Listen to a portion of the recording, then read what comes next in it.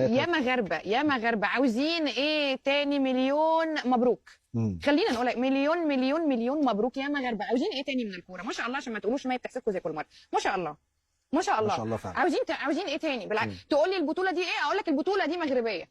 كاس العرب مغربيه، وبقولها من دلوقتي. طبعا مليون في المية، مليون في المية. الأردن برافو على الصحوة الكروية اللي حصلت لهم في الثلاث بطولات. ايه الأردن، بس أنا معترفة بالأردن من زمان، من أيام البطولة العربية. من 2018 2019 أنا معترفة بمنتخب الأردن عموما يعني. ولكن المغرب ما بقيتوش تذهلوني. كل مرة ببقى قاعدة بتفرج على الماتش عاملة كده أقول هيكسبوا. برافو. ايوه طبعا برافو.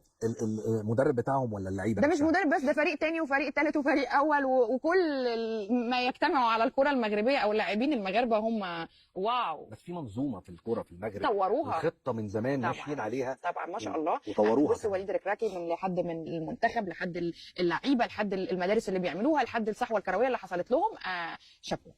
ما عنديش اقول لكم ايه، اقول لهم تاني، اقول لهم يا مغاربه عاوزين ايه تاني من الكوره اللي عايزه منكم.